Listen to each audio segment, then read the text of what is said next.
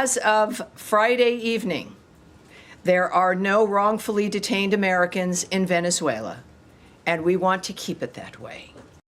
We are committed to doing everything we can to prevent one American national from being wrongfully detained by the Venezuelan regime ever again.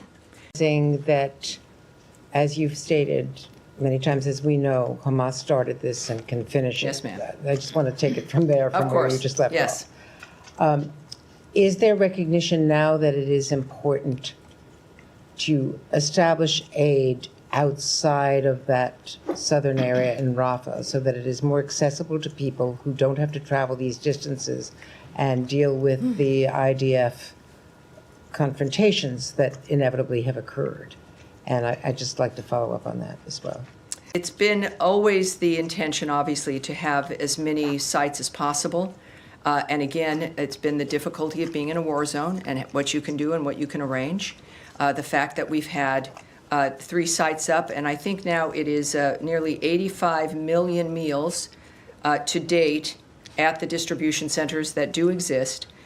Clearly, it's not just a dynamic of wanting more distribution centers in a war zone. Our goal is to have not a war zone, and the aid corridor that the Secretary mentioned to me, so that multiple entities can deliver aid and whatever is needed in that region without being eluded and hijacked by Hamas.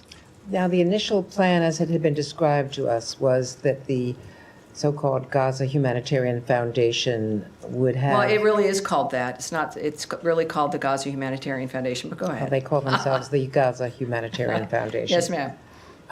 That they would be using American contractors or other contractors for security. As it's turned out, it seems to be more IDF, and that's been possibly one of the causes of the problems that, as was just mentioned, it's been 1,000 deaths. Supposition there. So doctors have pointed out that people are coming in with, heavy wounds from heavy artillery. Is the possibility of having some sort of neutral contractors as the security force rather than the IDF? Well, that, of course, presupposes that IDF soldiers who are in a mode of defense of their country are deliberately shooting civilians and children. I didn't suggest that. Well, that is the implication that you need someone who's, not involved implies that it would be better. It is a dynamic where, and I think even a horrible situation over this weekend regarding a UN convoy in Zichem at a crossing, that more than 30 people were killed in that dynamic trying to access food, because that is the focus of every human being. Well, not every human being, but certainly Hamas is preferring the way things have been. This was at a crossing in northern Gaza, and there are certainly Hamas is injured by the inability to hijack this food and to hijack trucks.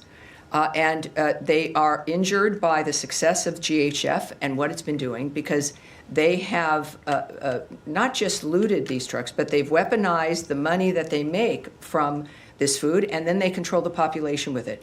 It is the success of GHF has removed, by getting meals in at that number is a tremendous success, but it's removed the power and the influence of Hamas financially and with using aid and food as a weapon itself to control people. So it is, I think that the UN knows this, everyone else has seen this, that it's not a dynamic, and I've got the GHF statement here as well for you, but I think no matter who has been trying to deliver food, they've known historically and recently that there's going to be and as long as Hamas still has its weapons and is still a player in that region, there's still going to be problems. The GHF statement regarding this last massacre, if you will, we're deeply saddened by reports that more than 30 people were killed while trying to access food from a UN convoy at the Zichem crossing in northern Gaza as humanitarian efforts face escalating violence.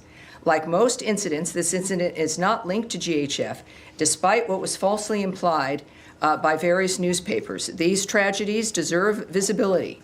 The entire aid system is under immense strain. We hope reporters will cover these incidents with the same scrutiny GHF receives, because understanding the full picture is essential to protecting civilians and improving aid And delivery. have you seen the statement by 28 countries led by some of our closest allies in Europe?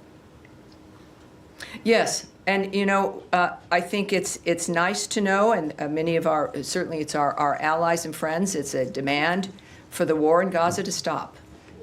And we, of course, we've taken actions on that, I think, as we've seen, and we wonder why certain things have continued unabated, or at least in a kind of a perpetual loop, is because strongly worded letters don't stop this madness.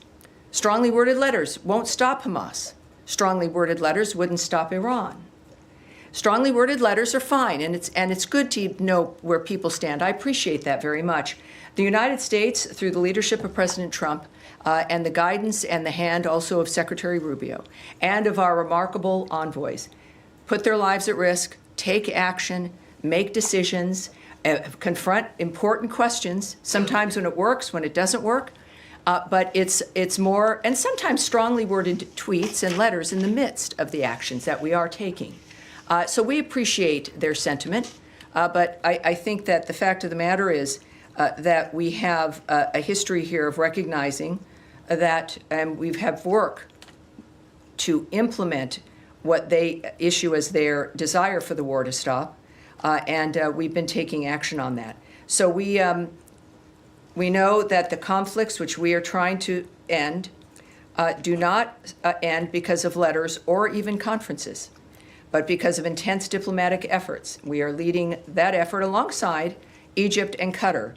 And as I mentioned earlier, we are hoping for some rapid responses coming up soon. On that note, I mean, I guess if you could talk a little bit about how that progress is progressing towards a resolution. But on a more broader note, I mean, Judd, is it the department's assessment that the current, I guess, policy towards the conflict is working in drawing it to a close? Because when you see 79 people killed waiting for aid, which is one of the highest numbers we've seen over the course of the 2 years, it's absolutely horrible. It feels like things are going in the wrong direction.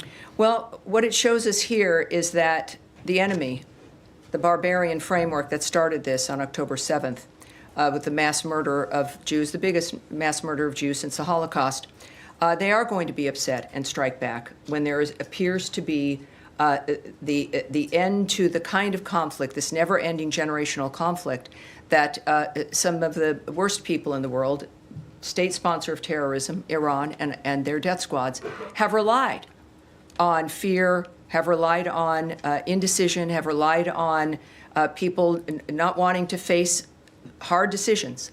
So, of course, they're going to act and cause more terror and more death in the hopes that people will retreat. That's not going to happen.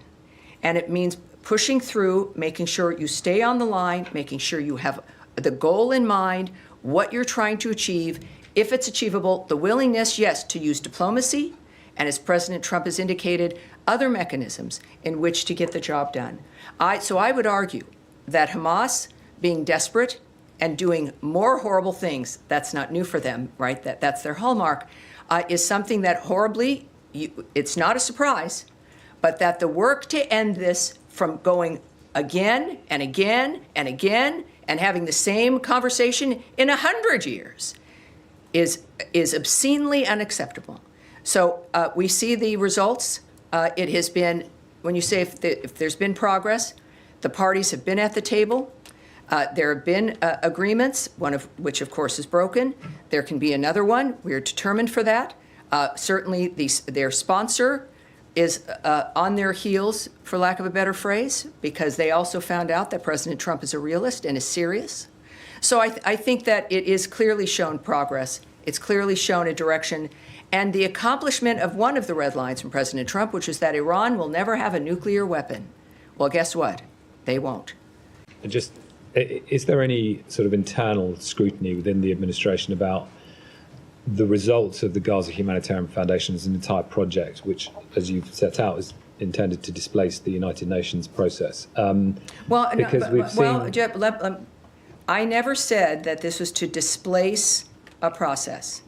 I can't speak to But you've been saying that under the previous system. Well, yes, Hamas it's was true. I mean, we exploiting know that. that under the previous dynamics, that Hamas was able to loot trucks and to steal material and to sell it and to use it and to weaponize it. But the decisions made, since now GHF has been able to get food in and to distribute it, yes, there have been some difficult circumstances, to say the least, because it's a war zone with a terrorist group. We recognize that. It's imperfect, and it's difficult. But they've done it in a way that made it possible. I don't know what has made the others so vulnerable to theft and hijacking and everything else that has really only landed the food with Hamas. And we saw that with this weekend, and then a few weeks ago, another dynamic where trucks themselves, the entire truck was, multiple trucks were hijacked. So I don't know the entire UN plan or their decision-making process. What I do know is that GHF did it differently, and the different approach has worked. But the result of this system is starvation, and everyone can see it. I mean, this is beyond any doubt now. And a bag of flour is costing $70. So the value of those commodities actually to Hamas or other groups that want to steal them has gone up under this system. Well, look, we know, without needing to refer you to the Treasury Department, that supply and demand is an issue wherever you are. And of course, we're talking about this as though it's like a city in distress. It is an obscene result of obscene mass murder and madness. It is not a normal environment. It's not a human environment. It is placing, as I've said from the beginning, the first victims of this situation have been the people of Gaza. And it is time, and President Trump has pointedly made this declaration about his intentions, is that this is going to stop, and it requires new ideas. It doesn't, the old ideas maybe were well-meaning, and they kept doing it. It was always the same result. Maybe it's well-meaning. I can't speak to that. What everyone needs to recognize is that the current situation works, and yet there is still this bizarre resistance. And look, I'm here because I love the country, as are our diplomats, and there are other things that go on in the world when it comes to finances and Hamas being able to use a dynamic like this for its own benefit. That's horrible. But what we know is that we had to get food to people in the meantime and then change the dynamic on the ground, and that's what we're doing. All right. I know, Saeed. Yes, sir. Thank you, Tammy. Two quick questions. A follow-up on Tom.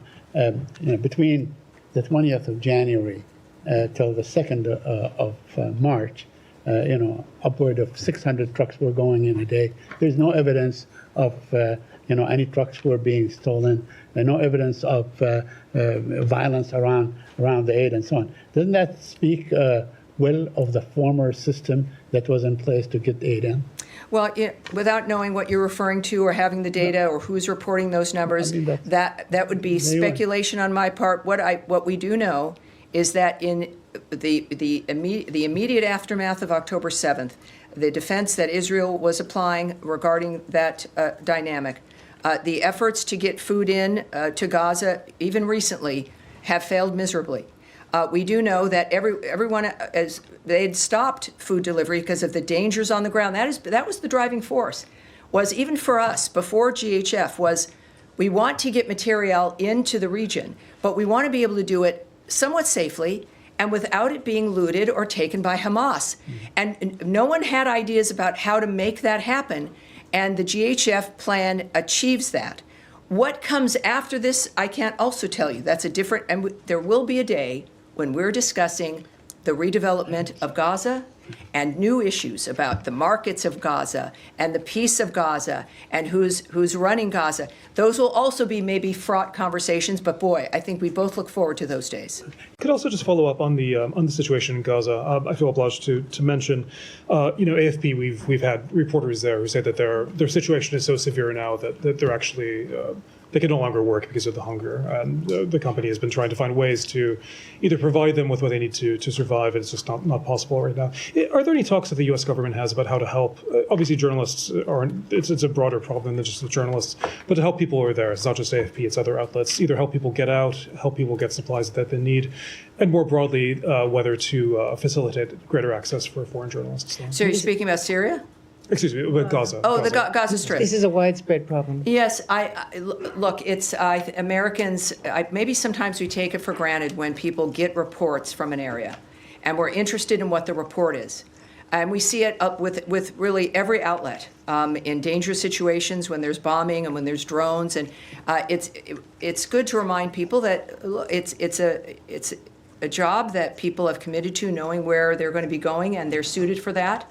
And that is starting, of course, it's every journalist's desire to bring up information and to share things that people need to know. I know that our warnings have been very consistent regarding Americans and people in general not going to Gaza.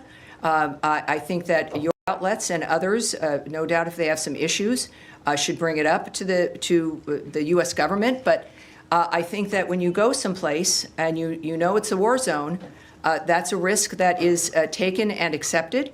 But I know we have, whether it's the embassies with wherever you are in the world, that there are ways to contact the American government if you want to be helped to get out of an arena, or whatever it is you're facing. But obviously, there's people there who didn't choose to be there necessarily, who are residents in all these war-torn areas.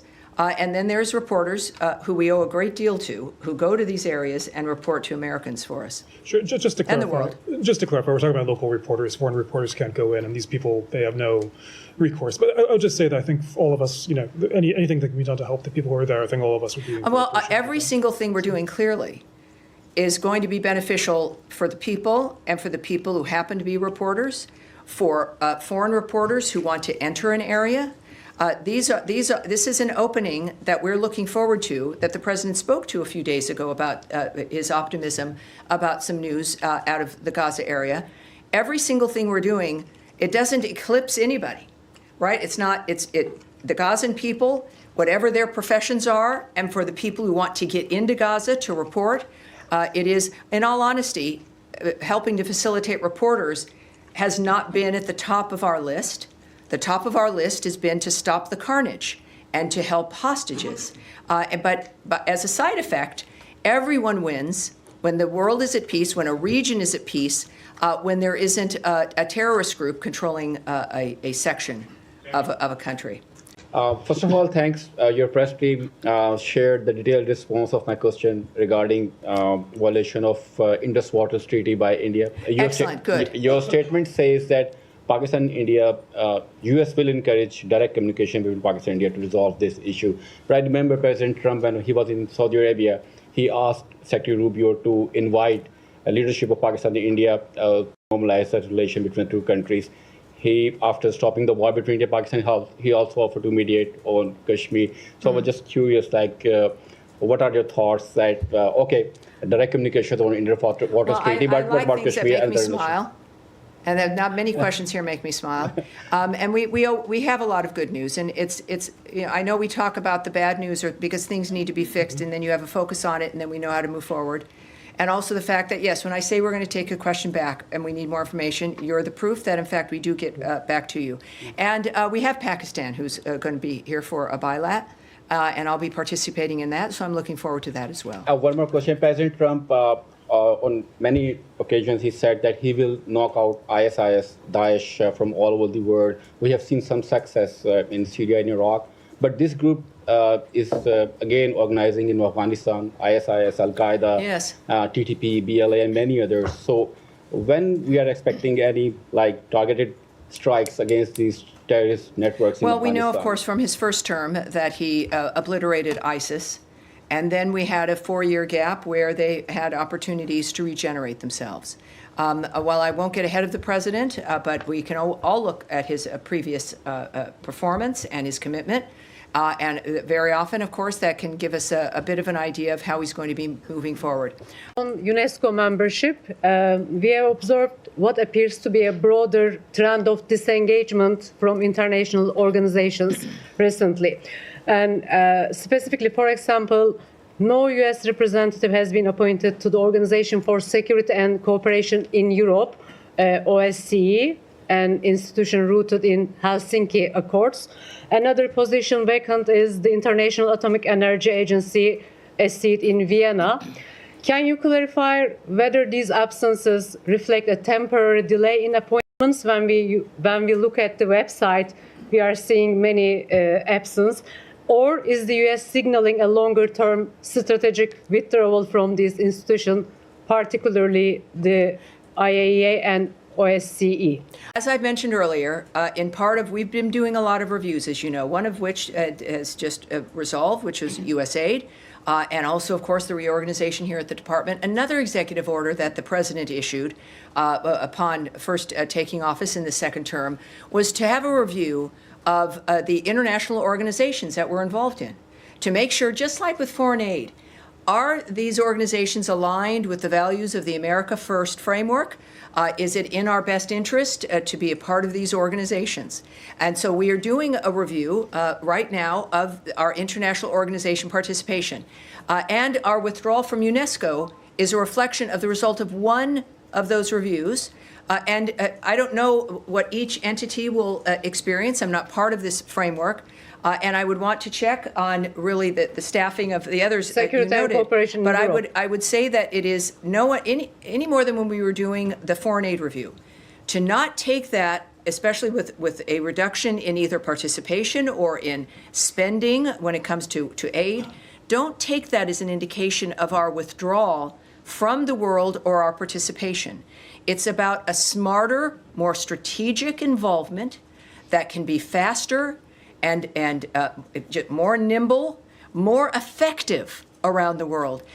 We've mistaken, because of the size of government, this idea that how big you are, how many people are working, how many organizations you're going to is a reflection of success or effectiveness of results, when that is not the case.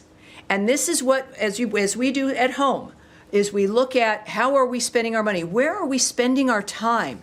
Is this something that is valuable for, and in our case, President Trump's vision of America First, but also for the best country in the world, a government that is still, as we are into our 250th birthday, that we want to be that country that people love and want to come to, that can make the difference in the world, that can actually not just help end wars by joining them, but can stop them from starting. That's the NATO vision. The NATO vision wasn't get prepared to have to fight back.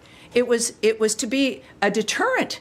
So the vision is not withdrawal or turning inward. It's the opposite.